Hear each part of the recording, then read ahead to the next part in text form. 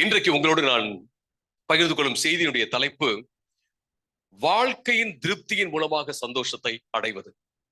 The topic I'm going to share with you today is happiness through life satisfaction. வாழ்க்கையில போன வாரம் நினைக்கிறேன் நீங்க ஒரு ஜேர்னல் பத்தி சொன்னீங்க, journal of happiness studies. I became very curious. I really love these people because they do a lot of research. அவங்க ரெண்டு பேருமே படிச்சு நல்லா ஆராய்ச்சியெல்லாம் பண்ணிட்டு வந்து பிரசங்கம் பண்றது எனக்கு ரொம்ப பிடிச்சிருக்கு. அந்த மாதிரியான பிரசங்கிமார்கள் தான் நம்ம சர்ச்சுக்கு தேவை அப்படின்னு நான் விசுவாசிக்கிறேன். So he said journal of happiness studies உடனே நான் குறிச்சு வச்சுட்டு நான் போயிட்டு நான் படிச்சேன். ஹாப்பினஸ் ரீசர்ச் ஸ்டடீஸ் எல்லாம் கொஞ்சம் நான் ஆரம்பிச்சேன். ஒரு ரீசர்ச் என்ன பண்றாங்க அப்படின்னு கேட்டீங்கன்னா, happiness leads to success, success leads to happiness. வெற்றி வந்து சந்தோஷத்துக்கு உங்களை வழி நடத்துமா, அது சந்தோஷம் வந்து உங்களுக்கு வெற்றிக்கு வழி நடத்துமா அப்படிங்கிறது ஒரு பெரிய ஆய்வாக போய் கொண்டிருக்கிறது. இப்ப நான் வந்து சந்தோஷமா இருக்கிறதுனால வெற்றி பெற முடியுமா, அது வெற்றி பெற்றதுனால சந்தோஷமா இருக்க முடியுமா அப்படின்னா, ஒருத்தவங்க சந்தோஷமா இருந்தாங்கன்னா, மன நிம்மதியோட இருந்தாங்கன்னா அவங்க வெற்றி பெற முடியும். So if someone is happy and is peaceful, they can attain success. அதே வேளையில நம்ம வெற்றி பெற்றது மூலமாக தான் நமக்கு சந்தோஷம் வரணும் அப்படின்னா, அது வெற்றி பெற்றுக்கொண்டே இருந்தா தான் அது சந்தோஷமா இருக்கும். திடீர்னு தோல்வி வந்துச்சு அப்படின்னா சந்தோஷம் போயிடும். So at the same time, if we believe that only if we are successful we'll be happy, then we have to continuously be successful. If we meet failure, then we won't be happy. அதே போல நம்முடைய வாழ்க்கையில நமக்கு ஒரு திருப்தி இருந்துச்சு அப்படின்னா எப்போதுமே சந்தோஷம் இருக்க முடியும். ஆனா திருப்தி இல்ல அப்படின்னா சந்தோஷமாகவே இருக்க முடியாது. And at the same way, if you're content in life, we'll be happy. If not, we'll be unhappy. இன்னைக்கு நம்ம பார்க்க போற வேத பகுதி லூக்கா 12:13 வரை. The passage we're going to look at today is Luke chapter 12 verses 13 to 21. அங்க ஒரு பணக்கார முட்டாளை நம்ம பார்க்கிறோம் அந்த இடத்துல. In this passage we see a rich fool. 13வது வசனத்துல ஒரு பெரிய கூட்டம் இருக்கிறது. In verse 13 we see a big crowd that is there. அங்க ஒருத்தன் இயேசு கிட்ட வரான். There's one person who comes to the Lord. அவன் சொல்றான், என்னுடைய ஆஸ்தியின் பாகத்தை பிரிச்சு என் வீதத்தை எனக்கு தரும்படி என் சகோதரத்துல கட்டளை இடுங்க அப்படின்னு அவன் சொல்றான். So he tells Jesus, "Teacher, tell my brother to divide the inheritance with me." அவன் என்னுடைய சகோதரத்தை வந்து பேசுங்கன்னு சொல்ல. He doesn't say speak to my brother. ஒரு பிரச்சனை அதை நீங்க சால்வ் பண்றதுக்கு நீங்க வந்து ஒப்புரவாக்குங்க அப்படின்னு சொல்ல. He doesn't say come and arbiter or mediate the problem that we have. அவன் என்ன சொல்றான், கட்டளை இடுங்க அப்படின்னு சொல்றான். He says tell him. N brother கிட்ட, என்னுடைய சகோதரர்கிட்ட இருந்து என்னுடைய சொத்து வீதம் எனக்கு வரதுக்கு நீங்க கட்டளை இடுங்க அப்படின்னு சொல்றான். He says command him to give me the divide and give me the inheritance. இஸ்ரவேல் சமுதாயத்துல மொதல் பையனுக்கு 2 போர்ஷன் போகும். In Israel's culture, the first son will get 2 parts of the inheritance. இப்ப 3 பையனுங்க இருக்காங்கன்னு வெச்சுங்களா. So if there are 3 brothers, 4 பங்கு போட்டு the inheritance will be divided into 4 parts. ஒவ்வொருத்தருக்கும் ஒவ்வொன்று. Each one will get 1 part. மொதல் பையனுக்கு 2. The eldest will get 1 more. அதனால தான் எலியா கிட்ட பிரேயர் பண்ணும்போது கேக்குறாரு, எனக்கு 2 மடங்கு அபிஷேகம் தாங்க அப்படின்னு சொல்றாரு. That's why we see Elijah when he tells Elisha, Elisha tells Elijah, he says give me a double portion. நிறைய தீர்க்கதரிசிங்க உங்க ஸ்கூல்ல இருக்காங்க. There are a lot of prophets in your school. நான் தான் உங்களுக்கு அடுத்தது வரேன். I'm the one who comes after you. உங்க மொத பையன் நானு, எனக்கு 2 மடங்கு போர்ஷன், 2 மடங்கு அபிஷேகத்தை தாங்க அப்படி சொல்றாரு. And since I'm your first son, give me double portion of the anointing. இங்க என்ன பிரச்சனை அப்படி நமக்கு தெரியல. Here we don't know what the issue was. ஒருவேளை மூத்த பையன் வந்து எனக்கு 2 பகுதி இருக்கணும், ஆனா அப்படி விட மாட்டேன்றாங்கன்னு சொல்லி இயேசு கிட்ட வந்திருக்கானா, whether the eldest son comes saying they're not allowing me to get the double portion, அல்லது இளைய பையன் வந்து மொத பையனுக்கு மட்டும் ஏன் 2 பகுதி போணும் அப்படின்னு சொல்லிட்டு இயேசு கிட்ட நியாயம் கேட்க வந்திருக்கானா, or the youngest is coming and saying asking, why is double portion being given to the elder brother. இயேசுவுக்கு தெரியல. Jesus, நமக்கு தெரியல. We don't know. பட் இங்க ஏதோ ஒரு பிரச்சனை இருக்கு, ஒரு லேண்ட் டிஸ்பியூட் ப்ராப்ளம் இருக்கு, இன்ஹெரிட்டன்ஸ் டிஸ்பியூட். சுதந்திரம், அது இடத்தை வந்து பிரித்து எடுக்கிறதுக்கான அந்த பிரச்சனை இந்த இடத்துல இருக்கிறத நம்ம பாக்குறோம். சரி, அடுத்தது அங்க இயேசு கிறிஸ்து, அதற்கு அவன் மனுஷனே என்னை உனக்கு நியாயாதிபதியாகவும் பங்கிடுகிறவனாகவும் வைத்தவன் யார் என்றார். So Jesus replied there, man, who appointed me a judge or an arbiter between you? நான் வந்து உனக்கு பிரசங்கம் பண்றேன். I am here to preach to you. தேவனுடைய ராஜ்யத்தை பத்தி உனக்கு நான் சொல்றேன். I'm talking to you about the kingdom of God. நான் வந்து லாயர்லாம் கிடையாது. I'm not a lawyer. நீ என்ன போதகரேன்னு கூப்பிடுறாரு, சரிதான். You're calling me a teacher, and that's right. அதுதான் நான் பண்ணிட்டு இருக்கிறேன். That's what I'm doing. இப்ப நீ என்ன செய்ற, என்ன இன்னொரு ப்ராப்ளத்துக்குள்ள இழுக்குற. Now you're pulling me into another problem. நானு உனக்கு நியாயாதிபதியாக இருக்கிறதுக்கு என்ன வைத்தவன் யார் அப்படின்னு கேக்குறாரு. So he says, who's appointed me as a judge between you? பல வேளைகள்ல என்னை கேட்பாங்க, நீங்க பாஸ்டர் நீங்க தான் கல்யாணத்துல முன்னிருந்து எல்லாமே பேச்சுவார்த்தை நடத்துன்னு சொல்லுவாங்க. Many times people will tell me, be in front talking about the wedding plans. கேட்பாங்க, நீங்க பாஸ்டர் நீங்க தான் ஆவிக்குரிய தகப்பன் pastor. You are our spiritual leader. நான் சொல்லுவேன், நீங்க சரியா சொல்றீங்க. I say you are right. நான் உங்களுடைய ஆவிக்குரிய தகப்பன். I am your spiritual father. But மற்றதெல்லாம் நீங்க தான் பேசணும். The rest of it you only have to talk. பையன் எப்படிப்பட்டவன் நீங்க போய் விசாரிங்க. If you want to know how the boy is, go and find out for yourself. Pastors கேட்டா அவங்க பாஸ்டர் நல்ல பையன் தான் எங்க சர்ச்ல இருக்கு அப்படிதான் சொல்லுவாங்க. If you ask a pastor, he'd say he's a very good boy from our church. நிறைய மேரேஜஸ் பாத்திருக்கேன், நல்ல பொண்ணு நல்ல பையன் சொல்லுவாங்க, ஆனா எல்லாமே வேற மாதிரி இருக்கும் மேரேஜுக்கு அப்புறம். In many weddings I've seen, they have said they are a really good boy or a girl, but after marriage everything would be upside down. நான் சொல்வேன், நான் உங்களுக்கு ஆவிக்குரிய தகப்பன். I tell them I am only your spiritual father. அல்லது ஆவிக்குரிய சகோதரன் or your spiritual friend. அவ்வளவுதான், நான் கூட மாட்ட வர முடியும், அவ்வளவுதான். I can only come along with you, that's it. நான் மற்றது எதுவும் பேச முடியாது. I cannot talk on your behalf. நீங்க தான் உட்கார்ந்து பேசணும். You have to speak. நீங்க தான் விசாரிக்கணும். You have to find out. உங்களுக்கு இது சரி வருமா சரி வராதா அப்படின்னு, உங்க குடும்பத்துக்கு சரி வருமா அப்படின்ட்டு நீங்க தான் என்னது பேசணும். You have to find out whether the person will be suitable for your family or அந்த மாதிரியான காரியத்தை இயேசு எங்கேயும் பண்ணவும் இல்லை. And Jesus never did something like that anywhere. அந்த மாதிரியான காரியங்கள் அன்றைக்கு உள்ள ஆசாரியர்களுக்கும் கொடுக்கப்படல. Even the teachers and priests in that time were not given such tasks. Since I am also in some way part of your family, I can be with you in some occasions. நானும் உங்க குடும்பத்துல ஒரு சின்ன பகுதியாக நான் இருப்பதனால நான் என்ன செய்யலாம், அங்க இருக்கலாமே ஒழிய நான் வந்து உங்களுக்காக டிசிஷன் எடுக்க முடியாது. இங்க இயேசுகிட்ட சொல்றாங்க, இயேசுவே நீங்க தான் என்ன செய்யணும், வந்து இந்த காரியத்தை முடிச்சு கொடுக்கணும். இயேசு சொல்றாரு, நான் யாருப்பா, என்ன யாருப்பா நியாயாதிபதியா வச்சது அப்படின்னு கேக்குறாரு. So here when the brothers come and ask Jesus to settle the dispute, he says, who has appointed me as judge? இயேசு கிறிஸ்து அவருடைய நோக்கத்தை வந்து உடனடியாக பகுத்தறியறதை நம்ம பார்க்கணும். We see that Jesus is able to understand the objective. அங்க இயேசு சொல்றார், பின்பு அவர் 15ஆம் வசனத்துல, பின்பு அவர் அவர்கள் நோக்கி பொருளாசை குறித்து எச்சரிக்கையா இருங்கள், ஏனெனில் ஒருவனுக்கு எவ்வளவு திரளான ஆசை இருந்தாலும் அது அவனுக்கு ஜீவன் அல்ல என்றார். Then we see Jesus telling them in verse 15, watch out, be on your guard against all kinds of greed. A man's life does not consist in the abundance of his possessions. எவ்வளவு ஆஸ்தி நமக்கு இருந்தாலும் அது நமக்கு ஜீவன் இல்லை.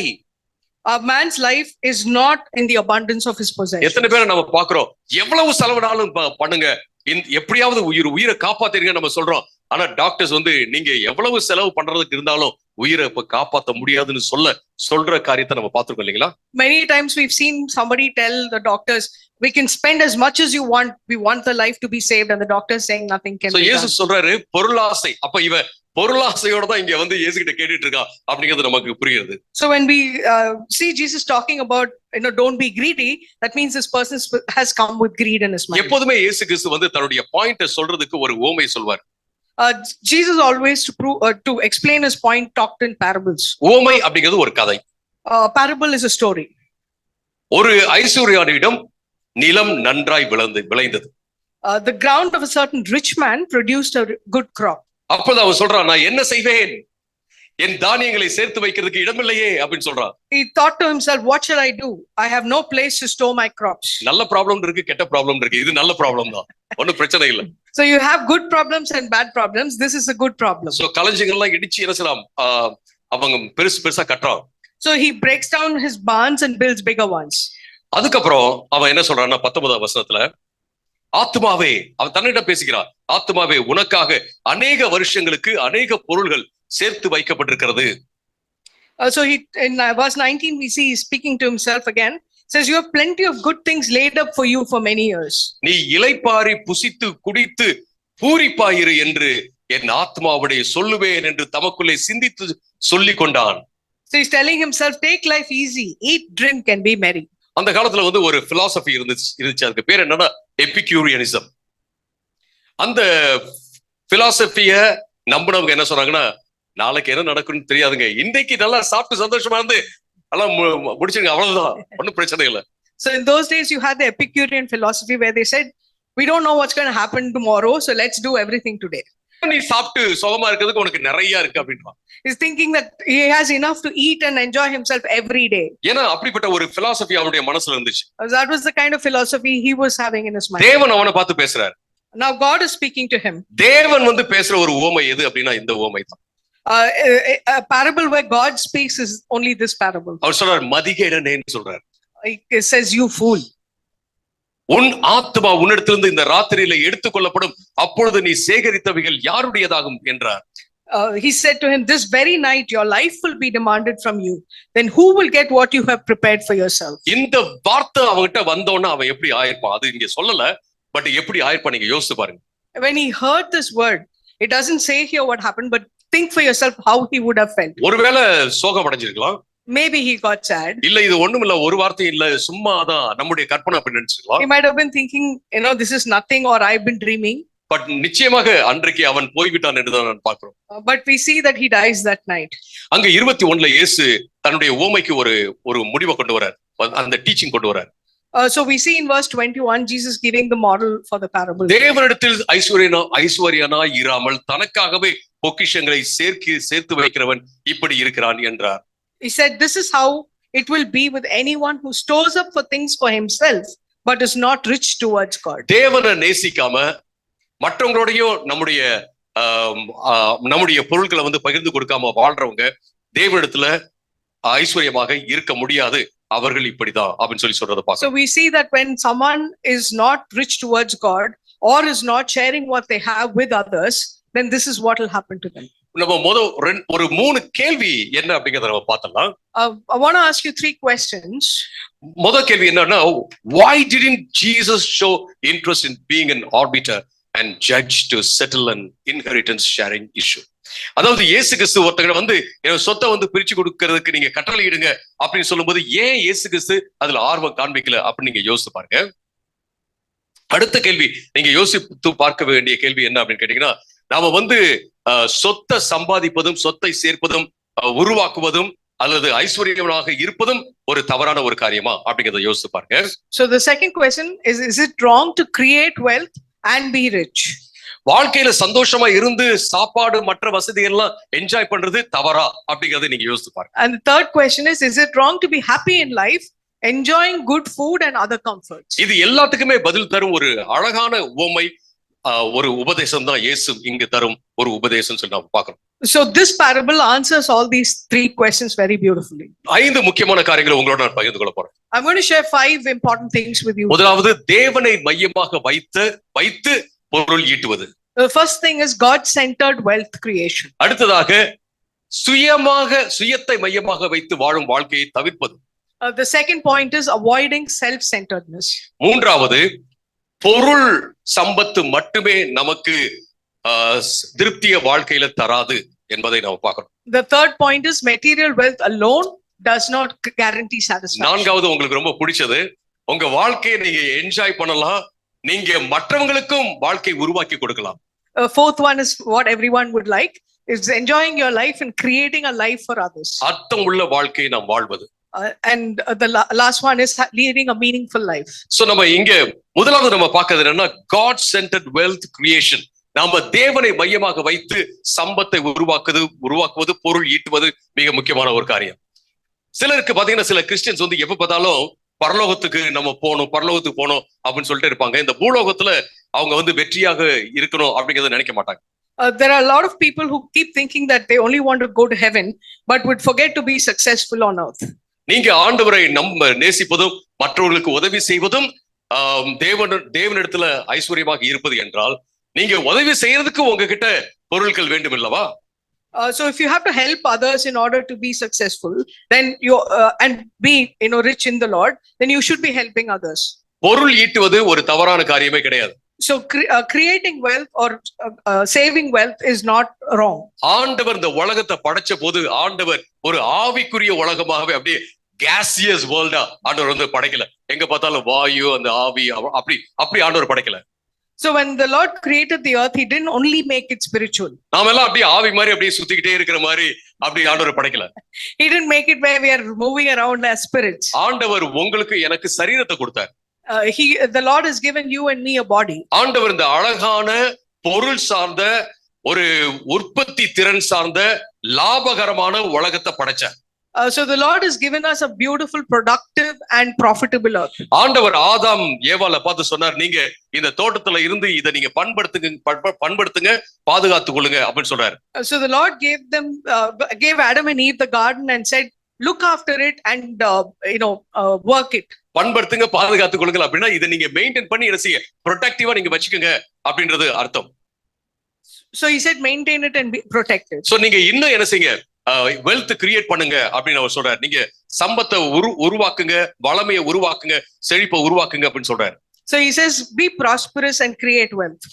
நீதிமொழிகள் 10:22 சொல்கிறது சம்பத்து அதாவது ஐஸ்வர்யம் தேவனிடத்திலிருந்து வருகிறது என்பதை அது சுட்டி காண்பிக்கிறது. அருமையானவர்களே, in Proverbs 10:22 we see that the wealth comes from God. வறுமை என்பது பாவத்தின் விளைவாக வந்த ஒரு காரியம். Poverty is the result of sin. நம்ம சிலலாம் வந்து என்கிட்ட கேட்பாங்க, கடவுள் வந்து எல்லாத்துக்கும் ஒரு பொறுப்பு அப்படின்னு சொன்னா ஏன் வறுமை அப்படின்னு இருக்கு அப்படின்னு அவங்க கேட்பாங்க. Many people have asked me, if God is in control of everything, then why is poverty there? நீங்களும் நானும் இந்த உலகத்துல இருக்கிற வரைக்கும் வறுமை இருந்து கொண்டே தான் இருக்கும். If till you and I are in this world, there will be poverty in the world. நீங்களும் நானும் அப்படின்னா பாவம் உள்ள நாம இருக்கிற வரைக்கும். When I say you and me, I talk about people who are sinners. ஏன் இந்தியாவுடைய இவ்வளவு சொத்துல வந்து கிட்டத்தட்ட ஒரு 40% only ஒரு 4 or 5 people உடைய கையில இருக்கு அப்படின்னா அது பாவத்தினுடைய விளைவுதான். Why is that 40% of the wealth of the country in India is only with about 4 or 5 people? It's the result of sin. இன்னைக்கு வந்து மேற்கத்திய நாடுகள்ல வந்து ஏழைகளுக்கும் பணக்காரர்களுக்கும் இடையில உள்ள வித்தியாசம் வந்து கம்மியா, வித்தியாசம் இல்லைன்னு இல்ல, கம்மியா இருக்குது. எப்படின்னு ஏன்னு கேட்டீங்கன்னா அது வேத புஸ்தகத்தினுடைய விளைவு அப்படின்னு நான் சொல்ல முடியும். The difference between it's big in the Western world. Okay.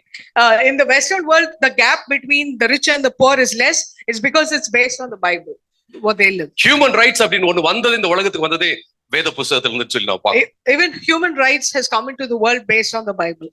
இப்ப ஏன் நமக்கு வந்து இன்னொருத்தவங்க நல்லா இருந்தாங்கன்னா ஏன் நமக்குள்ள பொறாமை வருது? If someone is prosperous, why do we feel jealous? பாவம். It's sin. இந்த பாவம் அப்படின்னு இந்த உலகத்துல இருக்கிற வரைக்கும் வறுமை அப்படிங்கிறது இருந்துகிட்டே தான் இருக்கும். So as long as sin is there in the world, poverty will also be there. ஒண்ணும் இல்ல அப்படின்றவங்களும் இருப்பாங்க. There'll be people with nothing. நிறைய இருக்கு ஆனா இன்னும் வேணும்ன்றவங்களும் இருப்பாங்க. There'll also be people who have a lot but who still want more. ரெண்டுமே ஒரு விதத்துல வறுமைதான் அது இந்த உலகத்துல இருக்கும். Both of these situations is poverty and it's going to be there. ஆனா இந்த தரித்திரத்திலிருந்து வறுமையிலிருந்து நம்மை எடுப்பதற்காக தான் ஆண்டவர் இந்த உலகத்துல எடுப்பதற்காகவும் ஆண்டவர் இந்த உலகத்துல வந்தார். So Jesus came into the world to lift us up from this poverty. இயேசு தரித்திரனானார் நமக்காக அப்படின்னு சொல்லி நம்ம பார்க்கிறோம். The Lord became sin for us. தரித்திரன் he became poor. He became poor. Okay.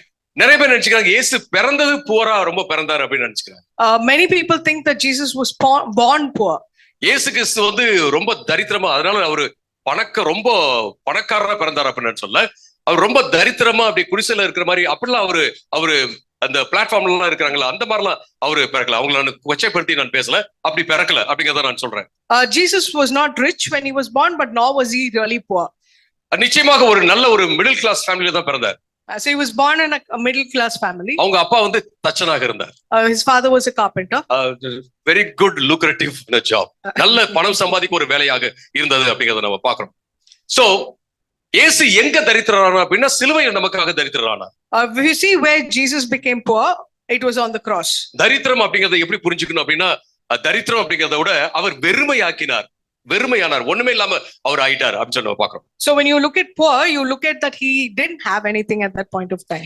So இயேசு ஏன் அப்படி ஆனாரு? நீங்களும் நானும் ஐஸ்வர்யவான்களாக எல்லா விதங்களிலும் இருக்க வேண்டும் என்பதற்காக சொன்னா.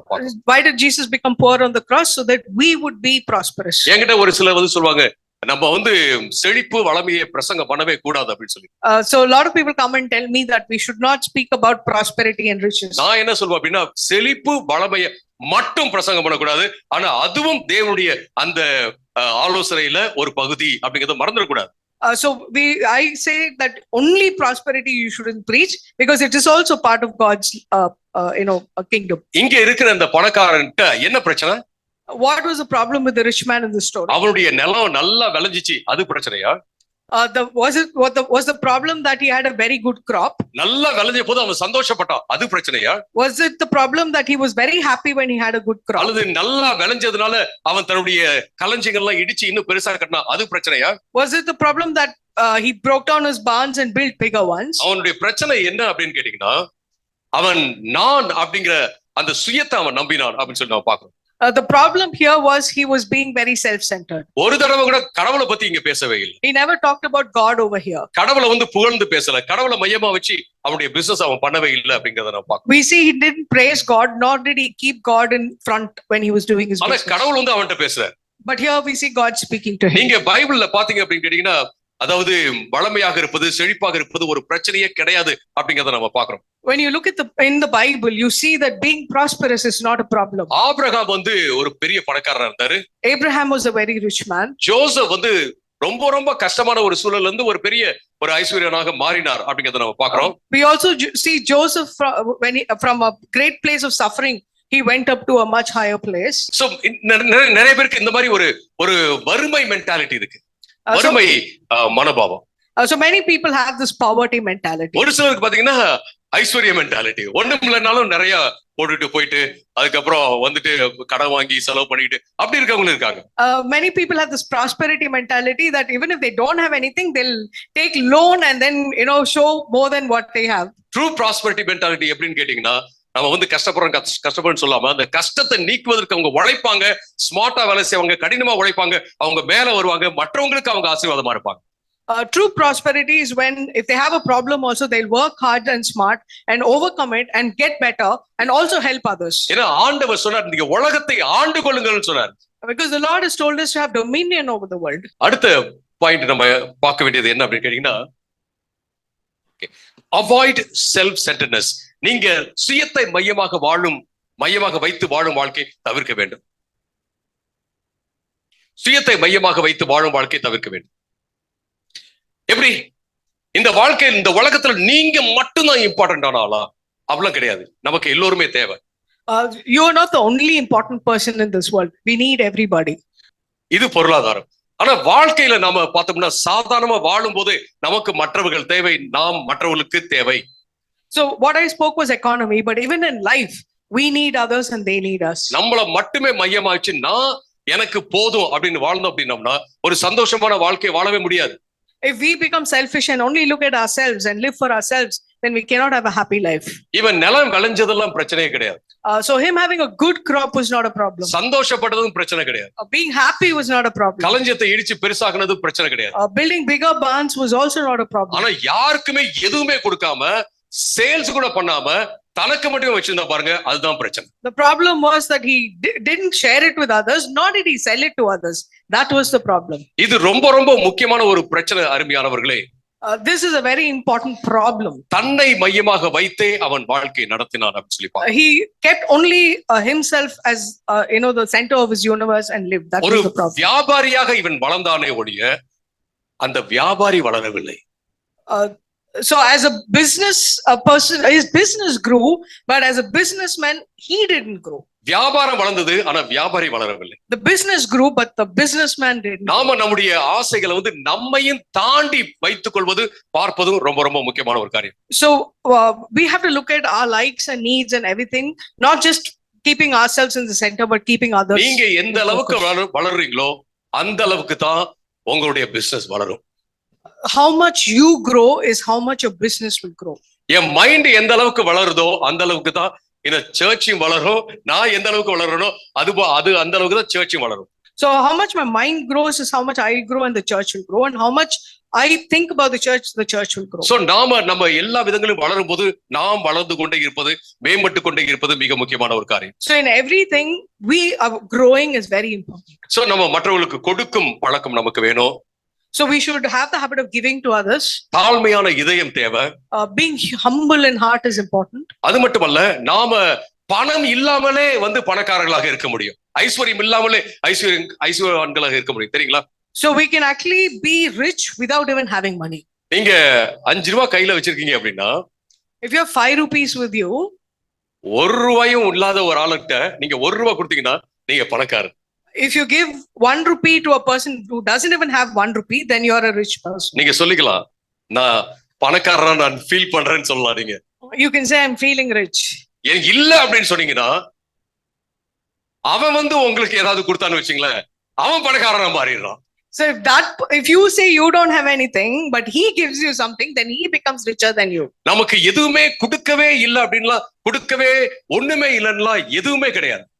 There's never a situation where you can never give anything. சிலர்லாம் சொல்வாங்க, கொடுக்கறன்னு ஆசைதான் பாஸ்டர், ஆனா எங்க கிட்ட இல்ல அப்படின்னு சொல்லுவாங்க. There are some people who tell me, oh, I want to give but I don't have. அந்த மாதிரி ஒரு சூழல்ல நான் இருந்ததே கிடையாது. I've never been in such a situation. ஏன்னா ஏதாவது இருக்கு கொடுக்கிறதுக்கு. Because there'll always be something to give. You can always find something to give somebody. நீங்க எப்போதுமே ஏதாவது கண்டுபிடிக்க முடியும். உங்களுக்கு மனசு இருந்துச்சுன்னா மற்றவங்களுக்கு கொடுப்பதற்கு நீங்க ஒன்ன கண்டுபிடிக்க முடியும் என்பதுல நான் 100% உறுதியா இருக்கேன். At least you can give a hug. At least you can give a shake hand.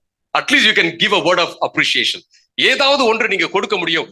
பாராட்டு வார்த்தையோ அல்லது அவங்களை தட்டி கொடுத்து அவங்களை பாராட்டுவது ஏதாவது ஒன்று நீங்க செய்ய முடியும். அருமையானவர்களே, இந்த ஐஸ்வர்யவான் என்ன செஞ்சிருக்கலாம்? தன்னுடைய நண்பர்களுக்கு ஏதாவது உதவி செஞ்சிருக்கலாம்.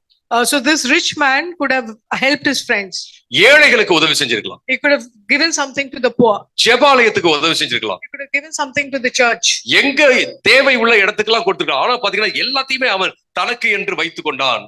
He could have given somewhere where there was a need, but we see here that he kept everything for himself. நீங்க எவ்வளவுதான் சாப்பிட முடியும்? How much can you eat? எனக்கு பிடிக்காத ஒரு விஷயம் என்னன்னு கேட்டீங்கன்னா buffet. One thing I don't like is buffet. அது ரொம்ப நம்மள சோகப்படுத்துது. It saddens us. ஏன்னு கேட்டீங்கன்னா எல்லாமே சாப்பிடணும்னு விருப்பம், ஆனா சாப்பிட முடியாது. Why? Because you want to eat everything but you can't. ஒருத்தர் சொன்னார் எல்லாத்தையும் கொஞ்சம் எடுத்துக்கங்க. So one person told me take a little bit of everything. நான் அவரை கேள்வியோட பார்த்தேன், எல்லாத்தையும் கொஞ்சம் எப்படி இருக்குது, கொஞ்சம் நிறைய எடுக்கணும் போல இருக்கு, ஆனா முடியல. So I was like looked at him with a doubt, like how can you take little of everything? I want to take a lot of. Now ஒரு 3 மணி நேரம் சாப்பிடலாமா? Can we eat for 3 hours? Time இல்ல, சீக்கிரம் போணும். There's no time, you have to get back home. நமக்கு நிறைய choices இந்த உலகத்துல இருக்கும்போது பாத்தீங்கன்னா அப்படின்னா ரொம்ப சோகமா தான் நம்ம மாறுறோம். So when there are a lot of choices in life, we tend to get sad. இது ஒரு புறம் இப்படிப்பட்ட சாய்ஸஸ் இருந்துச்சுன்னா இன்னொரு புறம் இன்னொரு சாய்ஸஸ் இருக்கு. நாம கொடுப்பதற்காக நிறைய சாய்ஸஸ் இருக்கு. அருமையானவர்களே, so in the same way in the other side you have a lot of choices to give. இங்க பிலிப்பியர் 2:3 இப்படியாக நம்ம பார்க்கிறோம். In Philippians 2:3 we see this. நீங்க ஒன்றையும் வாதினாலாவது வீண் பெருமையினால செய்யாமல் மனத்தாழ்மையினால, அதாவது don't do anything with selfish interest, do everything out of humility. நீங்க மனத்தாழ்மையினால எல்லாத்தையும் செய்யுங்க, உங்க சுய பெருமையினால எதையும் செய்யாதீங்க, சுயநலத்துக்காக எதையும் செய்யாதீங்க அப்படின்னு சொல்றதை நம்ம பார்க்கணும். இது ரொம்ப முக்கியமான ஒரு வசனம். நாம எதை செஞ்சாலும் நாம எல்லாருக்கும் நல்லது அப்படின்னு தான் நம்ம செய்யணுமோ ஒழிய நமக்கு மட்டுமே நலமா இருக்கணும் அப்படின்னு நம்ம நினைக்க கூடாது. This is an important verse. Whenever we do something, we should do it even for the benefit of others, not just to benefit us. இது எப்படி? எல்லாருக்கும் பிடிச்சது நீங்க மட்டும் தனியா இருந்தீங்கன்னா ஓகே, நோ ப்ராப்ளம், உங்களுக்கு பிடிச்சது நீங்க செய்யலாம். பட் எல்லாரும் ஒரு 2 பேர்னு வந்துட்டாவே அது ஒரு சமுதாயமா மாறி, 3 பேர் ஆயிட்டா பெரிய சமுதாயம், இப்படியே ஒரு டீமா மாறிடுது. நம்ம எல்லாருக்கும் நல்லதுதான் நம்ம செய்யணும். So if you're alone, it doesn't matter to do what you like. But even if 2 or 3 people gather, then you should do something that benefits everyone. சுயத்தை மட்டுமே மையமாக வைத்து வாழும் வாழ்க்கை ஒரு மோசமான ஒரு வாழ்க்கை. ஆண்டவர் அதை கண்டிக்கிறார் அப்படிங்கறத நம்ம இங்க பார்க்கிறோம். A self-centered life is a bad life, and we see the Lord telling that you shouldn't do it. இவ்வளவு தானியத்தை வச்சு அவன் என்ன பண்ண போறான்? What is a guy going to do with so much of grain? அவனுக்கு இருந்த தானியத்தை எல்லாத்தையும் அவன் சாப்பிட முடியுமா? Can he eat everything? அல்லது அவனுடைய தானியத்தை எல்லாம் எக்ஸ்சேஞ்ச் பண்ணி அதை கொடுத்து இன்னொரு பொருள் அவன் வாங்க முடியுமா? எத்தனை பொருள் தான் அப்படி வாங்க முடியும்? If he wanted to, give his grain to buy things, how many things can he buy? அவன் தன்னை பார்த்து சொல்றான், நீ புசித்து குடித்து நீ சந்தோஷமா இரு அப்படின்னு சொல்றான். You see him tell himself, eat, drink and be merry. நாம சந்தோஷத்தை வந்து காசு கொடுத்து வாங்க முடியுமா? Can we buy happiness? முடியும் தான் சொல்றாங்க. People say we can. அதாவது to some extent. ஒரு கட்டம் வரைக்கும் நீங்க என்ன செய்யலாம், வாங்கலாம். ஒரு நிலையில மட்டும் நீங்க சந்தோஷத்தை வாங்கலாம். ஃபார் எக்ஸாம்பிள், ஐஸ்கிரீம், ஒரு புள்ள அழுகுது, ஐஸ்கிரீம் வேணும் வேணும் வேணும், ஐஸ்கிரீம் வாங்கி கொடுத்தீங்கன்னா சந்தோஷம். So if a child is crying for ice cream, if you get him ice cream, he will be happy. ஐஸ்கிரீம்லாம் சாப்பிட்டு முடிச்சுட்டு அம்மா கூட சந்தோஷமா போயிட்டே இருக்கு. கொஞ்ச தூரம் போன உடனே சாக்லேட் பாக்குது, big bars. So the child is going, after eating the ice cream, the child is going with the mother happy, but then sees chocolate. இப்பதானே ஐஸ்கிரீம் சாப்பிட்டேன். So the mother says, you had ice cream just now. இப்பனா ஒரு 5 நிமிஷத்துக்கு முன்னாடி தான் சாப்பிட்டேன். இன்னைக்கு பிள்ளைங்க எல்லாம் நல்லா ஆர்கியூ பண்ண கத்துக்கிச்சீங்க. So the children these days learn to argue very well. வாங்கிதாங்க. The child's adamant that அப்புறமேட்டு சாப்பிட்டுக்கிறேன். I'll eat it later. ஏதாவது அடம் பிடிச்சு மறுபடியும் அதை கேக்குதுங்க. They get very stubborn and somehow get it. At least கொஞ்ச நேரத்துக்கு அந்த பணம் என்னது சந்தோஷத்தை கொடுக்குது. So for some time that gives you a little bit of happiness. But நிலையான சந்தோஷத்தை தேவன் தான் தர முடியும். Amen. Hallelujah, praise the Lord. But for true lasting happiness only the Lord can give us. பணம் வந்து நம்ம கையில ஆண்டவர் கொடுத்த ஒரு டூல், ஒரு கருவி, அவ்வளவுதான். Money is a tool that the Lord has given in our hands. ஒரு காருக்கான டூல் செட் நமக்கு வருது. நீங்க டூல்ஸை வந்து தூக்கி போட்டாலும் கார் உங்களுக்கு ரொம்ப முக்கியமானது. ஆனா டூல்ஸை வந்து நம்ம வேணாம்னு சொல்றது இல்ல, அது ரொம்ப முக்கியம். So when you buy a car, you also get a tool set along with it. The car is more important, but you don't say no to the tool set. இந்த டூல்ஸ் வந்து யாருடைய கையில இருக்குன்னா, இது உங்க கையில இருக்கு. The tools have to be in your hands. நல்லவங்க கையில நல்ல கருவிகள் இருந்துச்சு அப்படின்னா அது வந்து மற்றவங்களுக்கு பிரயோஜனமா இருக்கும். If good people have the good tools, then it will benefit others. How many of you love the Lord? கை தூக்குங்க பார்க்கலாம். No problem. I love the Lord. நம்ம அப்படி ரொம்ப லவ் பண்றோம் அப்படி இல்ல. I love the Lord. Okay.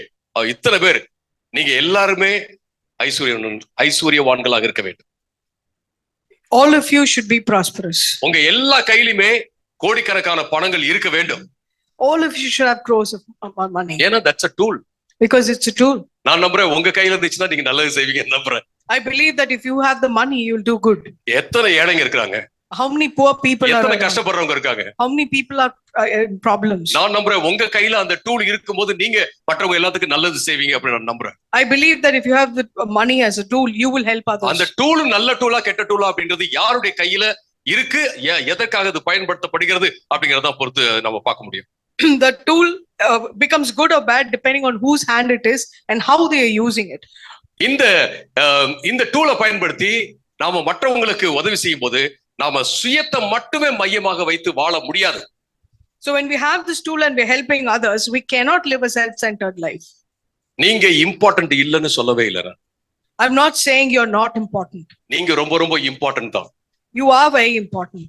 ஆனா மற்றவங்க இல்லாம நம்ம இந்த உலகத்துல வாழ முடியாது. But we cannot live in this world without others. ஒரு zigzag puzzle எடுத்துக்கிட்டீங்க அப்படின்னா அதுல எல்லா பீசஸும் வச்சாதான் இந்த அழகான மான் படமோ அல்லது வேற வீட்டு படமோ அது அங்க வரும்.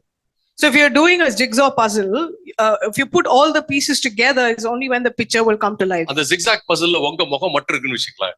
If the puzzle had only your face, அதை மட்டும் நான் வச்சுக்குவேன், மற்றது எதுவுமே தேவையில்லை அப்படின்னா சந்தோஷம் தான். ஒவ்வொருத்தவங்களும் ஒண்ணு எடுத்துட்டு போயிருவாங்க. If you do only your bit that of your face, then it's okay, but others will take away the pieces. அவங்க வந்து கனெக்ட் பண்ணும்போது அவங்களுக்கும் ஃபுல் பிக்சர் கிடைக்காது, நீங்க கனெக்ட் பண்ணும்போது உங்களுக்கும் ஃபுல் பிக்சர் கிடைக்காது. When they put the puzzle together, they will not get the full picture, nor will you get the full picture. வாழ்க்கை என்பது எப்படி கிடைக்குன்னா இந்த ஒரு ஹியூமன் பாடி மாதிரி, நம்முடைய சரீரம் போல. If you ask how life is, it's like a human body. நம்ம சொல்ல முடியாது எனக்கு மூளை மட்டும் தான் ரொம்ப இம்பார்ட்டன்ட், மூளை சொல்ல முடியாது. Our brain cannot say only the brain is important. இல்ல ஹார்ட் வந்து நான் தான் ரொம்ப இம்பார்ட்டன்ட், நான் மட்டும் இருந்தா போதும் அப்படிலாம் சொல்ல முடியாது. The heart can't say I am the most important, just if I am there itself. ஒவ்வொரு பொருளும் ஒவ்வொரு அங்கமும் ரொம்ப ரொம்ப முக்கியம். Every part in our body is very important. Even the smallest parts in the body, சின்னதா இருக்கிற அந்த பகுதி கூட ரொம்ப ரொம்ப இம்பார்ட்டன்ட்டான ஒரு காரியம். So even the smallest bit in your body is very important. Gallbladder is very important. ரொம்ப important. Gallbladder is very important. எல்லாமே இம்பார்ட்டன்ட். நம்ம பாக்குறது இல்ல, ஆனா எல்லாமே important. We don't see some parts, but all of them are important. அருமையானவர்களே, நான் தான் ரொம்ப இம்பார்ட்டன்ட் நம்ம நினைக்க தேவையில்ல. எனக்கு தான் எல்லாமே நினைக்க தேவையில்ல. நாம நம்மள மட்டுமே மையமாக வைத்து வாழக்கூடாது. எல்லோருமே நமக்கு தேவை என்று நம்ம பார்க்க வேண்டும். ரொம்ப முக்கியமான ஒரு காரியம். So it's very important that we don't look at only us and ourselves and everything, but and be self-centered, but look at others also. மூன்றாவது இங்க என்ன நம்ம பார்க்கறோம்னா, material wealth alone does not guarantee satisfaction. பொருள் சம்பந்தப்பட்ட அந்த ஐஸ்வர்யம் மட்டுமே நமக்கு திருப்தியை கொடுக்க முடியாது. நான் முன்னாடி ஏற்கனவே நான் உங்ககிட்ட கேள்வி கேட்டேன். பணம் வந்து சந்தோஷத்தை ஓகே பணம் வந்து சந்தோஷத்தை கொண்டு வர முடியுமா அப்படின்னு நான் கேட்டேன். நம்ம எல்லாம் கண்ட்ரோல் பண்ணிட்டோம். கொண்டு வர முடியும், சும்மா கொஞ்சமா உதவி செய்ய முடியும், பட் உண்மையான சந்தோஷத்தை கொண்டு வர முடியாது. We've already seen that money can bring a bit of happiness, but cannot give us true happiness. மக்கள் வந்து ரெண்டு தீவிர நிலைப்பாடுக்கு போயிருவாங்க. People take it to two extremes. சிலரை பார்த்திருக்கேன், பணம் ஒண்ணுமே இல்லைங்க. Some people will say money is nothing. பணம் ஒண்ணுமே செய்ய முடியாது. Money can do nothing. அப்படின்னு சொல்லிட்டு They will say that. எங்கேயாவது மோசடி பண்ணிடுவாங்க. They'll go do something வாங்குற wrong. பணத்தை கொடுக்க மாட்டாங்க. They will not return the money they borrowed. ஏமாத்திடுவாங்க. They will cheat you. நான் என்னுடைய பாலிசி என்ன, பணத்தை பத்தி பேசணுமா ஆனஸ்டா உட்கார்ந்து பேசுங்க, no problem. My thought is, if you have to speak about money, then sit and talk about money. பணங்கிறது கெட்ட வார்த்தைலாம் கிடையாது. Money is not a bad word. வியாபாரங்கிறது கெட்ட வார்த்தைலாம் கிடையாது. Business is not a bad word. இயேசு பணத்தை பத்தி பேசினார் இல்லீங்களா? Jesus did speak about money. So இந்த ஒரு நிலைப்பாடுக்கு போயிருக்கா. பணமே வந்து பிரச்சனைங்க, பணமே வேண்டியது இல்ல, பணம் ஒண்ணுமே இல்லைங்க அப்படின்னு சொல்ல தேவையில்ல. You don't have to say money is bad, we don't need money. இன்னொரு நிலைப்பாடு, பணம் தான் எல்லாம் அப்படின்னு சொல்ல தேவையில்ல. The other extreme, you don't have to say money is everything. பணம் நமக்கு தேவைதான், ஆனா பணம் வந்து பணத்தினால சால்வ் பண்ணக்கூடிய பிரச்சனைகள் என்னது, நிச்சயமாக இந்த பணம் தீர்க்கும். அதுக்கப்புறம் பாத்தீங்கன்னா பணம் தீர்க்க முடியாத பிரச்சனைகள் நிறைய இருக்கு. So money is important, and there are things that money can solve, but there are also things that money cannot solve. பணம் வந்து பிரச்சனை இல்ல, ஆனா பணத்துக்கான ஆசை தான் ரொம்ப பிரச்சனையான ஒரு காரியம். Money is not evil, but the love for money is evil. 1 தீமோத்தேயு 6:10 இப்படிதான் நம்ம பாக்குறோம். பண ஆசை தான் எல்லா தீமைக்கும் வேறாக இருக்கிறதுன்னு சொல்றாங்க. In 1 Timothy chapter 6 verse 10 we see this, for the love of money is the root of all kinds of evil. So நீங்க எல்லாம் என்ன பண்ண போறீங்க? பணத்தை பார்த்து பணமே நீ எல்லாமே நீதான் அப்படின்னு சொல்ல போறது கிடையாது. So what are you going to do when you look at money? You are going to say you are everything. அப்ப அதுக்காக நம்ம அடிச்சுக்க மாட்டோம். So we are not going to be greedy for it. அதுக்காக நம்ம வந்து உடலெல்லாம் வருத்தி, நம்ம எல்லாத்தையும் வருத்தி, ஃபேமிலி எல்லாம் விட்டு, அதாவது எல்லாத்தையும் தூர தள்ளி, எல்லாத்தையும் அலட்சியம் பண்ணி நம்ம என்ன செய்ய போறது இல்ல, பணத்தை நம்ம தேட போறது இல்ல. So we are not going to be so greedy that we get rid of everything, including family and friends and everything, and go only after money. பணம் கிடைக்குது அப்படிங்கிறதுக்காக நம்ம என்ன செய்ய போறது இல்ல, கெட்ட காரியத்தை நம்ம செய்ய போறது இல்ல. We are not going to do wrong things or bad things to get money. பணம் தேவைதான். We do need money. But நாம வந்து தேவனை வச்சிருப்போம். அது மட்டுமல்ல, பணமே எல்லாத்தையும் செய்ய முடியாது. அதனால எல்லாமே நமக்கு தேவை, மக்களும் தேவை, உறவுகள் தேவை, நண்பர்கள் தேவை அப்படிங்கறத மனசுல வச்சிருப்போம். So we will have the Lord in our heart and also have the need of others in our life, not just to get money. பணம் தேவைதான், ஆனா சர்ச்சையும் தேவை. Money is also important, but the church is also. பணம் தேவை, ஆனா சர்ச்சுக்கு வரதும் தேவை, வேத புத்தகத்தை வாசிக்கிறதும் தேவை, ஜெபம் பண்றதும் தேவை. So money is important, but coming to church is important, reading the word is important, praying is important. நீங்க பிரசங்கி 7:18-12 வாசிச்சு பாத்தீங்க அப்படின்னா, பணம் வந்து நல்லதுதான் அப்படின்னு சொல்லுது. In Ecclesiastes 7:12 if you read, it says money is a good thing. பணம் வந்து ப்ரொடெக்ஷன் தரும் அப்படின்னு சொல்றத நம்ம பார்க்கணும். It says பாதுகாப்பு தரும். Money is a shelter. ஆனா ஞானம் வந்து அதை காட்டில் நல்ல ஒரு பாதுகாப்பு தரும் அப்படின்னு சொல்றது நம்ம பார்க்கணும். It says but wisdom gives you a better shelter. பைபிளே பணம் நல்லதுன்னு தான் சொல்லுது. So Bible itself tells that money is good. But அதை காட்டிலும் ஒரு பெரிய விஷயம் இருக்கு. So there's something greater than money. அது உங்களுக்கு எப்போதுமே பாதுகாப்பு தரும். That will always give you protection. அது என்ன அப்படின்னா ஞானம். And that is wisdom. விஸ்டம்னா என்ன, ஞானம்னா என்ன, நிறைய படிச்சு பார்த்து எல்லாம் சிலர்லாம் பாத்தீங்கன்னா படிச்சு பைபிள அக்கு வேற ஆணி வேறான்றாங்க இல்லைங்களா, அதை எப்படி இங்கிலீஷ்ல சொல்றதுன்னு தெரியல, பட் அப்படி கரைச்சு குடிச்சு வச்சிருக்காங்க. There are a lot of people who have read the Bible cover to cover, and I have gone through it really well. Tamil Nadu பாலிடிக்ஸ்னா அதையும் கரைச்சு குறிச்சு வச்சிருக்காங்க. If you talk about politics in Tamil Nadu, they know A to Z of it. economy, பொருளாதாரம் கரைச்சு குறிச்சு வச்சிருக்காங்க. Even about economy. International politics கரைச்சு குறிச்சு வச்சிருக்காங்க. They know everything about international politics. I've seen some people. In Delhi ல ஒருத்தர் வருவாரு, ஒரு ஓல்டு அழுக்கான டை கட்டிக்கிட்டு அழுக்கான ஷர்ட், பயங்கரமா இங்கிலீஷ் பேசுவாரு. நீங்க என்ன டாபிக் கொடுத்தீங்கனாலும் பேசுவாரு. In Delhi, I knew a person who would be wearing very old clothes or dirty clothes, but if you spoke to him, he could speak about any topic. I don't know, he liked me so much. Pastor ஜோசப்னு ஒரு அவரை கூப்பிடுங்க, நான் பேசணும்னு சொன்னாங்க. So he used to like me a lot and say, call Pastor Joseph, I want to speak to him. But வாழ்க்கையில் நீங்க என்னையா படிக்கிட்டு இருக்கீங்கன்னு கேட்டா ஒண்ணும் இல்ல. But if you asked him what he was doing in life, nothing. இவ்வளவு knowledge வச்சு நீங்க என்ன பண்றீங்க? ஒண்ணும் இல்ல. What was he doing with all this knowledge? Nothing. So இந்த நாலேஜ் வந்து நமக்கு உதவி செய்யாது. அவர் சொல்லுவாரு, நான் இவங்களால கெட்டு போயிட்டேன், அவங்களால கெட்டு போயிட்டேன். அதுதான் ஞானம். அதாவது எங்க நம்ம எப்படி கெட்டு போக கூடாது அப்படிங்கிறதுக்காக சரியான அறிவை பயன்படுத்தி சரியான தீர்மானத்தை யூஸ் பண்ணி நம்ம வாழ்க்கையில முன்னேறி வர்றதுதான் ஞானம். So he was saying, people, destroyed his life. But that is wisdom, where you realize what will get you down and not, and then being successful. ஒரு டெக்னாலஜி கம்பெனில இருக்காங்க அப்படின்னா அந்த டெக்னாலஜி அறிவை மட்டும் வச்சு அவங்க வந்து மேல வந்துட முடியாது. So if someone is in a technological company, they cannot come up in life only using that technology. Technology தெரியறதை விட அவங்களுக்கு வந்து அங்க உள்ளவங்கலாம் எப்படி நம்ம சமாளிச்சு கொண்டு போகணும் அப்படிங்கறது அவங்களுக்கு இன்னும் அதிகமா சாஃப்ட் ஸ்கில்ஸ் ரொம்ப ரொம்ப முக்கியமான ஒரு காரியம். So they actually need soft skills more than just the technological knowledge, because if you take the people along. இதுதான் ஞானம். நல்லது எது கெட்டது எது என்பதை அறிந்து வாழ்க்கையில பயன்படுத்தும் காரியம், நல்ல காரியத்தை பயன்படுத்துறதுதான் ஞானம் சொல்லி பாக்குறோம். ஞானம் வந்து நமக்கு உதவி செய்யும். So it is wisdom is knowing what is good and bad and utilizing it well, and that is important. So நம்ம எல்லோருமே எது மேல ஃபோக்கஸ் பண்ணணும் அப்படின்னு கேட்டா, எது மேல நம்முடைய கண்ணோட்டத்தை வைக்கணும் அப்படின்னு கேட்டீங்கன்னா பணத்து மேல கிடையாது, நாம ஞானத்தின் மேல கண்ணோட்டத்தை வைப்பது ரொம்ப அதாவது கண்களை வைப்பது ரொம்ப ரொம்ப முக்கியமான ஒரு காரியம். So our focus shouldn't be on money but on wisdom. இன்னைக்கு வாழ்க்கையில நீங்களும் நானும் நம்ம வாழ்க்கையில முன்னேறணும் அப்படின்னு யோசிக்கும் போது ஒரு காரியத்தை மனசுல வச்சுக்குவோம். ஒரு சக்கரம், ஒரு வீல் இருக்கு இல்லைங்களா, சக்கரம் வந்து ரவுண்டா இருந்தாதான் அது ஓடும். அதாவது வியாபார முன்னேற்றம் பெருசா இருக்கு, ஆவிக்குரிய முன்னேற்றம் ஒண்ணுமே கிடையாது. சர்ச்சு இல்ல, பைபிள் இல்ல, பிரேயர் இல்ல, படிப்பு ரொம்ப நல்லா போயிட்டு இருக்கு ஒரு சைடு. ஆனா இன்னொரு சைடு பாத்தீங்க அப்படின்னு கேட்டீங்கன்னா குடும்பத்தோட மற்றவங்களோட கூட உறவு வைத்துக் கொள்வது அதெல்லாம் ஒண்ணுமே கிடையாது. அப்பா அம்மா கிட்ட பேசுறது இல்ல.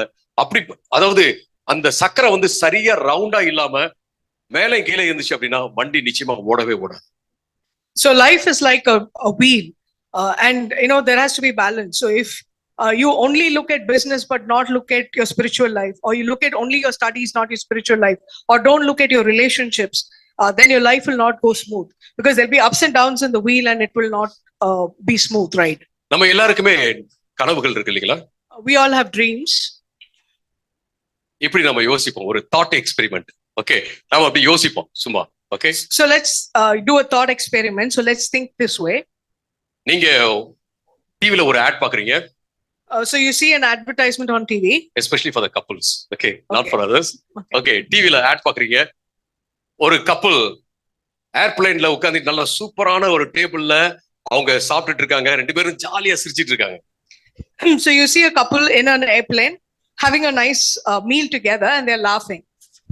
நாமளும் அப்படி இருந்தா எவ்வளவு நல்லா இருக்கும் அப்ப நீங்க யோசிக்கிறீங்க. So you think, if we also like that, how will it be? இது ஒரு add. This is an advertisement. Okay, அவங்க நடிக்கிறாங்க. பட் அதை பார்த்து நீங்க ரெண்டு பேரும் பாக்குறீங்கன்னு வச்சுங்களேன், கப்பல்ஸ் நீங்க பாக்குறீங்க, இப்படி இருந்தா சூப்பரா இருக்குமே அப்ப நீங்க யோசிக்கிறீங்க. So it's an ad, but as a couple you're thinking, if it's like this it'll be great. அப்படியே ஒரு சான்ஸ் உங்களுக்கு கிடைக்குதுன்னே வச்சுக்கோங்க. So think that you get a chance just like that. So நீங்க உட்கார்ந்தீங்க, நீங்க டேக் ஆஃப் ஆகுது, மேல போயிடுறீங்க. யோசிச்சு பார்ப்போம், சும்மா தாட் எக்ஸ்பெரிமெண்ட் தான் நம்ம பண்றோம். So imagine that you get onto the plane and the plane takes off. ஆனா திடீர்னு சண்டை வந்துருச்சுன்னா என்ன பண்ணுவீங்க? But you suddenly start fighting, then what happens? அந்த ஆட்ல பாக்குறது வந்து நடக்காம போயிடும் இல்லீங்களா? So what you saw in the ad won't happen. ஏதோ ஒண்ணு நம்ம ப்ளேம் பண்ண ஆரம்பிக்கிறோம். என்ன, நீங்க சாப்பிடுங்க, நான் அப்புறமேட்டு சாப்பிட்டுக்கிறேன் சொல்லிட்டு போயிருவாங்க. So, something will happen and the wife will say, "You eat, I'm going." சாப்பிட மூடே கிடையாது அப்படின்றவாங்க. There's no mood to eat. சரி, இப்படி ஒரு தாட் நம்ம படி பார்ப்போம். Okay, think again. Imagine this. ஒருத்தர் பாக்குறாரு, அந்த பிளேனை பாக்குறாரு, சூப்பரா ஆட் வருது. So this person seeing the ad, he sees the plane. நானும் இப்படி யாரு கூடயாவது உட்கார்ந்து சாப்பிட்டா நல்லா இருக்கும் அப்படின்னு யோசிக்கிறார். He's thinking, it'll be nice if I can also sit with someone and have a meal like this. யாரு கூடயாவது உட்கார்ந்து சாப்பிட்டா நல்லா இருக்கும்னு நினைக்கிறார். He's thinking with anybody, somebody, if I eat, it'll be nice. So மனைவினா சந்தோஷம் தான். He says, if I eat with my wife, it's fine. நல்ல உங்களுக்கு தெரிஞ்ச ஃப்ரெண்ட் சந்தோஷம் தான். So even if it's with a friend, that's also happy. But you get a chance to eat with somebody. But you get a chance to eat with someone, yeah. அது உங்க pass ஆயிட்டாருன்னு வச்சுங்களேன், எப்படி இருக்கு யோசிச்சு பாருங்க. If it's with your boss, then think how it would be. இல்ல உங்களுக்கு பிடிக்காத ஒரு ஆளு, or it's with someone you don't like, எப்படி இருக்கு யோசிச்சு பாருங்க. think how it would be. இந்த சிந்தனை சோதனையில நம்ம பாக்குற விஷயம் என்ன தெரியுமா? ஏர்பிளைன் கிடையாது நமக்கு சந்தோஷத்தை கொடுக்கறது, அந்த சாப்பாடு கூட கிடையாது சந்தோஷத்தை கொடுக்குது. நீங்க யாரு கூட எந்த மனநிலையில உட்கார்ந்து அதை எதை சாப்பிட போறீங்க அப்படிங்கிறது தான் ரொம்ப ரொம்ப இம்பார்ட்டன்டான விஷயம். So if you look at this thought experiment, it's not the plane, it's not what you're eating, it's actually who you're going to be eating with. சிலர் அதையே யோசிப்பாங்க, எல்லாரும் சாப்பிடுறாங்க உட்கார்ந்து, நமக்கு மட்டும் இந்த வாய்ப்பு கிடைக்காது. அப்படி யோசிக்க தேவையே கிடையாது. நீங்க உங்களுக்கு அன்பான ஒருத்தரோட இங்க உட்கார்ந்து சாப்பிட்டீங்கன்னாவே போதும். You don't have to sit and think, oh, I'm not in a place like that. If you just get to sit with people you love, and even here you can enjoy. உங்களுடைய சூழல் எப்படிப்பட்ட அழகான ஒரு சூழலை நீங்க அமைக்கிறீங்க உங்களுக்காக, அது ரொம்ப இம்பார்ட்டன்டான விஷயம். The situation or the environment you're creating for yourself is more important. நீங்க அன்பு செலுத்துறவங்க உங்களோட இருக்கிறாங்களா, அது ரொம்ப முக்கியமான ஒரு விஷயம். People who love you are there with you, that's more important. நம்முடைய வாழ்க்கையை நம்ம இப்படிதான் நம்ம பார்க்க வேண்டும் அருமையானவர்களே. எனவே இந்த ஜெட் ஏர்பிளைன் மட்டும் நமக்கு உதவி செய்யாது, அது மட்டும் கிடையாது, அங்க அழகா போய் மேல டேபிளா வச்சு அது மட்டும் நமக்கு உதவி செய்யாது. சந்தோஷம் என்பது உங்களுக்குள்ள இருக்குது, உங்களுடைய மனநிலையில இருக்கு, உங்க சூழல்ல இருக்கு அப்படிங்கறத நம்ம பார்க்கணும். So it's not the jet plane or the environment there, but happiness is in you and the environment you create. So இந்த பொருள் சார்ந்த காரியங்கள் மட்டுமே நமக்கு முழு சந்தோஷத்தை இந்த உலகத்துல கொடுக்க முடியாது அப்படிங்கறத நம்ம பார்க்கணும். So we see that only possessions will not give us happiness in this world. நான்காவதாக உங்களோட நான் ஷேர் பண்றது என்ன அப்படின்னா, enjoy your life and create life for others. உங்க வாழ்க்கையை நீங்க நல்ல சந்தோஷமா அனுபவிங்க, மற்றவங்களுக்கும் வாழ்க்கையை உருவாக்கி கொடுங்க அப்படிங்கறத நம்ம பார்க்கணும். சிலர்லாம் என்ன சொல்லுவாங்க, என் வாழ்க்கைக்கு அர்த்தமே எனக்கு என்னன்னு தெரியல. Some people come to me and tell me, I don't know the meaning of my life. உங்க வாழ்க்கையின் அர்த்தத்தை நீங்க வாழும் வாழ்க்கையில தான் கண்டுபிடிக்க முடியும். You can find the meaning of your life only in the life you live. நீங்க வாழ்ந்தாதான் வாழ்க்கையின் அர்த்தத்தை அதுல கண்டுபிடிக்க முடியும். Only if you live your life, you can find the meaning of your life. இன்னைக்கு நிறைய பேர் வாழவே இல்லை. Today, many people are not living. நீங்க சொல்லுங்க, நான் வாழ்றேன், நான் என்னென்ன செய்யறேனோ இந்த உலகத்துல அதை நான் என்ஜாய் பண்றேன். You tell yourself that, when I'm living and whatever I'm doing in my life, I'm enjoying it. எத்தனை பேர் சர்ச்ல இருக்கீங்க இப்ப? How many of you are in church now? Oh, right, okay. இந்த நேரத்தை இங்க என்ஜாய் பண்ணணும். Enjoy yourself right now. இந்த நேரத்துல வேற எதுவும் யோசிச்சுட்டு இருக்க கூடாது. Don't be thinking of something else. அதே போல ஒவ்வொரு மொமெண்ட்டும் அங்கங்க நீங்க இருக்கும்போது என்ன கேட்டீங்கன்னா, நீங்க என்ஜாய் பண்றது, அப்படி என்ஜாய் பண்ணும்போது தான் அதனுடைய அர்த்தம் என்ன, அதனுடைய நன்மை என்ன அப்படிங்கறத புரிஞ்சுக்க முடியும். Only when you're present where you are and enjoy where you are, you will understand the meaning of that. சிலர்லாம் சிரிச்சாவே பாவம் நினைக்கிறாங்க. Many people think that smiling or laughing is நான் வாழ்க்கையை என்ஜாய் பண்றேன் அப்படின்னு சொன்னாவே அது தப்புன்னு நினைச்சுக்கிறாங்க. They think it's wrong to say that you're enjoying life. நீங்க பிரசங்கி 3:12-13 வரைக்கும் நீங்க வாசிச்சு பாத்தீங்க அப்படின்னு கேட்டீங்கன்னா, அங்க என்ன சொல்லப்படுதுன்னா, it's God's gift to be happy and do good for others. நாம சந்தோஷமாக இருப்பதும் வாழ்க்கையை அனுபவிப்பதும் மற்றவங்களுக்கு நன்மை செய்வதுமே ஆண்டவர் கொடுத்த ஒரு வரம், ஈவு அப்படிங்கறத பார்க்கணும். எத்தனை பேருக்கு நல்லா சாப்பிட முடியுது? சந்தோஷமா இருங்க. உங்களால சாப்பிட முடியுது, அதை ருசி பார்க்க முடியுது, சந்தோஷமா இருங்க. How many of you are happy that you can eat and taste the food that you eat? 2 காலால நடக்க முடியுது, சந்தோஷம், பிரைஸ் எல்லாம், அதாவது என்ஜாய் பண்ணுங்க. That you can walk with your 2 feet, enjoy it and be happy. பேச முடியுது, enjoy பண்ணுங்க. You can speak, so enjoy. கண்ணு நல்லா பார்க்க முடியுது, அதை என்ஜாய் பண்ணுங்க. You can see well with your eyes, so enjoy. மற்றவங்களுக்கு நம்ம நல்லது செய்வோம். Do good to others. நாம பல்வேறு விதங்கள்ல சந்தோஷமாக இருக்க முடியும் நம்முடைய வாழ்க்கையில. We can be happy in many ways in our life. கொஞ்சம் சந்தோஷத்தை நம்ம அனுபவிக்க முடியும். We can enjoy simple pleasures. வாழ்க்கையில நாம திருப்தியா இருக்கும்போது நமக்கு சந்தோஷம் இருக்கு இல்லீங்களா? So when we are satisfied in life, we are very happy. மற்றவங்களுக்கு நாம வந்து அவங்களுடைய கண்ணோட்டத்தை மாத்தி அவங்களுக்கு ஒரு திருப்தியான ஒரு ஃபீலிங்க அவங்க கிட்ட நம்ம உருவாக்கலாம். So we can actually motivate others to change their perception and have satisfaction in their life. நமக்கு நல்லது ஏதாவது நடந்துச்சு அப்படின்னா நாம செலிப்ரேட் பண்றோம்ல, அதே போல மற்றவங்களுக்கு நல்லது நடக்கும்போது அவங்களோட சேர்ந்து நாமளும் கொண்டாடலாம். So just as we celebrate when something good happens to us, we can celebrate with others when something good happens to them. ஸ்கூல்ல எல்லாம் பாத்தீங்கன்னா ஒருத்தர் ஃபெயில் ஆயிட்டான்னு வச்சுங்களேன், அவனை சுத்தி ஒரு 4-5 பேர் இருப்பானுங்க. In school you've seen, right? If one person fails, there'll be one group around him. என்னடா நீ நல்லா தானே எழுதுன, எப்படி ஆச்சு தெரியலடா அப்படின்னு. They'll ask him, what happened to you? You were doing well, what happened? And be like, I don't know. 4-5 பேர் பேசிட்டே இருப்பானுங்க. So there'll be 4-5 of them talking like this. சாயங்காலமா ஒருத்தர் வருவான். One evening, one guy will come. நான் கேள்விப்பட்டேன், என்ன fail ஆயிட்டியா? He'll say, I heard you failed. இல்ல நான் அதை பத்தி பேச விருப்பப்படல. So the guy will say, I don't want to talk about it. சரி விடு, நோ ப்ராப்ளம். என்ன எனக்கு கஷ்டமா இருக்கு அதுதான். அப்படி மறுபடியும் ஆரம்பிப்பான். The guy will say, yeah, okay, let's not talk about it, but I'm feeling bad, and he'll start it again. ஆனா இதை அவன் ஃபர்ஸ்ட் வந்துட்டான்னு வச்சுங்களேன். But if this guy had come first, எல்லாம் அப்படியே கோவமா இருப்பானு. ஏதோ அவன் பண்ணிட்டான் அதனால தான் ஃபர்ஸ்ட் வந்திருக்கா அப்படி யோசிப்பாங்க. Everybody will be angry with him, thinking that he has done something. சில வேளை உங்களுக்கு கஷ்டம் வரும்போது உங்களோட சேர்ந்து அழுகிறதுக்கு ஒரு சிலர் வருவாங்க, சோகம் விசாரிக்கிறதுக்கு சிலர்லாம் வருவாங்க. So sometimes in life, when you have some problems or face challenges, there'll be a group that will come to be sad with you. ஆனா நீங்க வாழ்க்கையில கஷ்டப்படும் போது உங்களோட இருந்து அழுகிறதுக்கு யாரும் இருக்க மாட்டாங்க. But when you're actually having a trouble, there'll be nobody. நீங்க அந்த மாதிரி ஒரு நபராக இருக்கலாம். நீங்க வந்து அப்படியே சுயத்தையே மையமா வச்சு இந்த பணக்காரனை போல நீங்க இருக்க தேவையில்ல, இந்த மதிகடனை போல இருக்க தேவையில்ல. நீங்க மற்றவங்களுக்கு என்ன செய்யலாம், நீங்க ஒரு சந்தோஷத்தை கொடுக்கலாம், சந்தோஷமான நேரத்துல நீங்க போய் கலந்துக்கலாம். So you don't have to be living a self-centered life. You can actually go and create happiness for others. நல்ல ஞாபகங்கள் வரும்போது உங்களுக்கு நல்ல சந்தோஷமா இருக்கு இல்லீங்களா? Good memories give us happiness. மற்றவங்கள்ட்ட போயிட்டு நல்ல காரியத்தை அவங்க வாழ்க்கையில செஞ்சதை பத்தி நீங்க பேசுங்க. Talk to others about the good things that happen in their life. இது ரொம்ப ரொம்ப இம்பார்ட்டன்டான விஷயம். அதே போல மற்றவங்ககிட்ட பாசிட்டிவா நல்ல காரியத்தை வந்து நீங்க பேசும்போது ஒரு எனர்ஜி உருவாகிறது, ஒரு சந்தோஷம் உருவாகிறது. அது போல மற்றவங்ககிட்ட பேசும்போது பாசிட்டிவான காரியத்தை குறித்து நீங்க பேசுங்க. So and even when you're talking to others, talk positive things so that happiness is created. நீங்க ஒரு காரியத்தை சாதிக்கும் போது உங்களுக்கு சந்தோஷம் வருது இல்லீங்களா? அதே போல மற்றவங்க சாதிக்க நீங்க உதவி செய்யுங்க. So just you get happy when you achieve things. So help others achieve things. பணத்தை மட்டும் தான் கொடுக்கணும் அப்படின்னு அவசியம் இல்லை எல்லா நேரத்திலுமே. You don't have to only give money every time. உங்ககிட்ட யாராவது வந்து ரொம்ப தேங்க்ஸ் நீங்க இது பண்ணதுக்காக அப்படின்னு சொல்லும்போது உங்களுக்கு எந்த அளவுக்கு சந்தோஷமா இருக்கு. மற்றவங்ககிட்ட போயிட்டு நீங்க யாரெல்லாம் உதவி செஞ்சாங்களோ சின்னதோ பெருசோ அவங்ககிட்ட போயிட்டு நீங்க நன்றி சொல்லுங்க, அவங்களுக்கு சந்தோஷத்தை கொடுங்க. When someone shares their gratitude with you, you feel happy. So same way, go give thanks to everybody who's done something for you, whether small or big.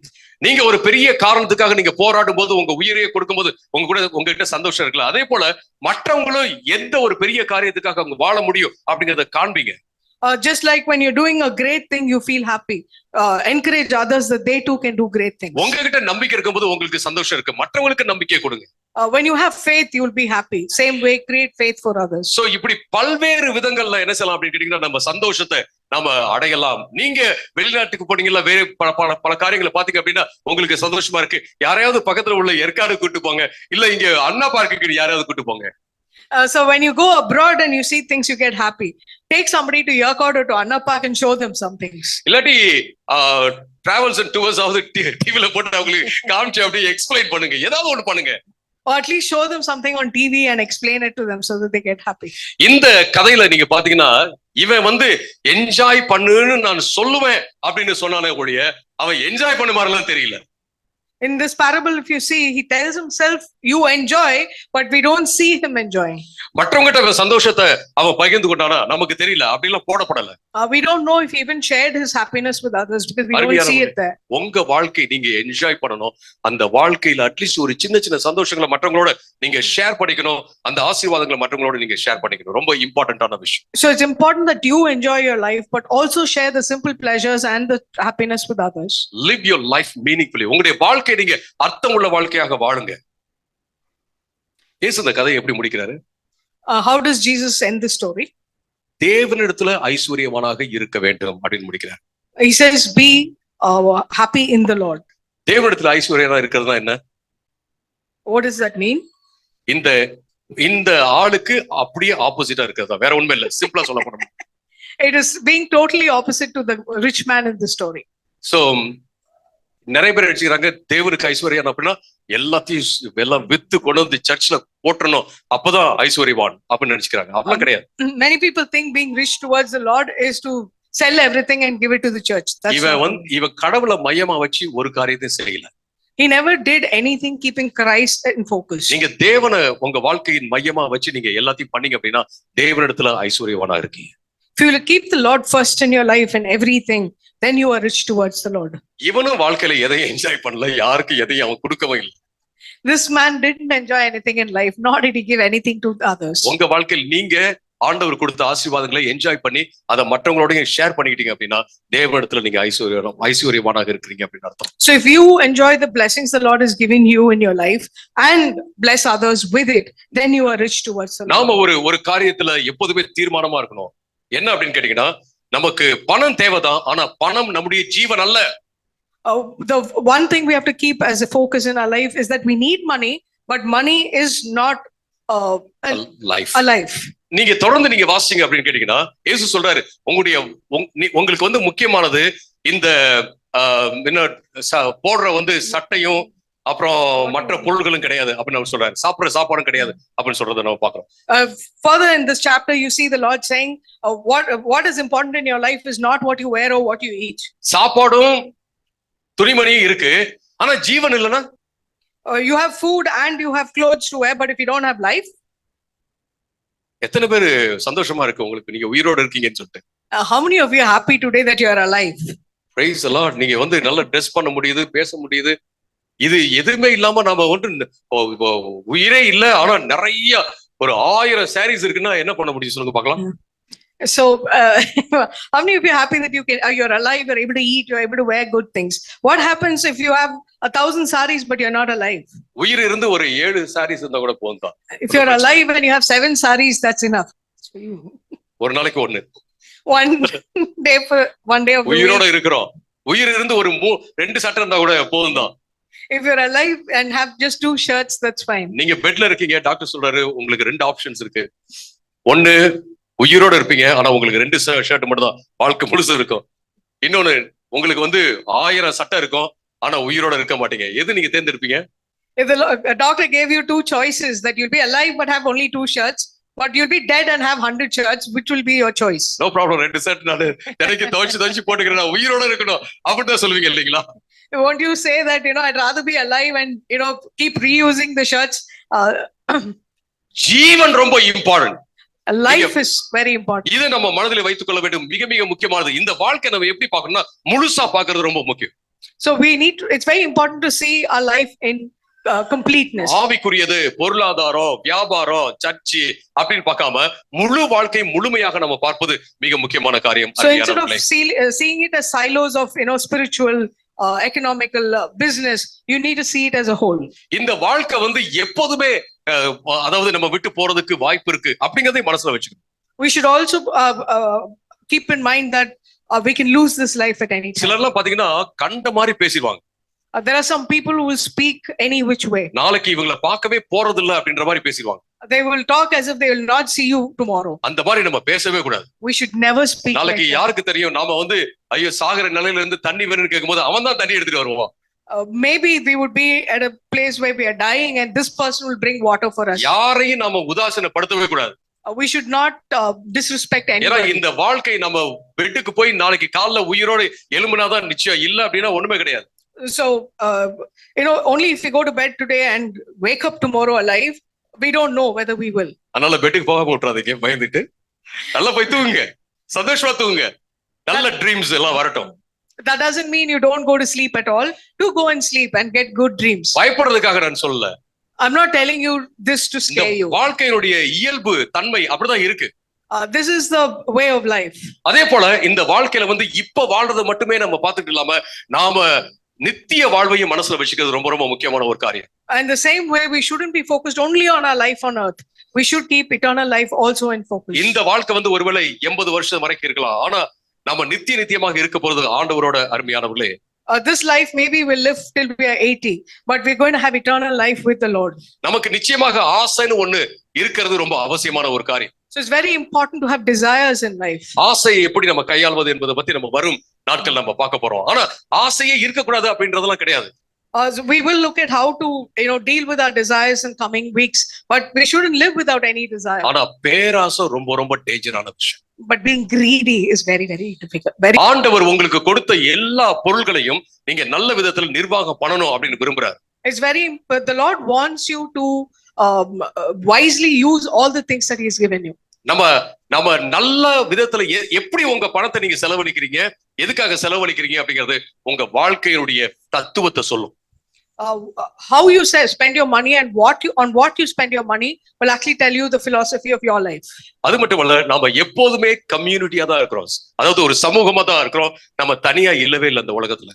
We're never alone in this world. We're always in a community.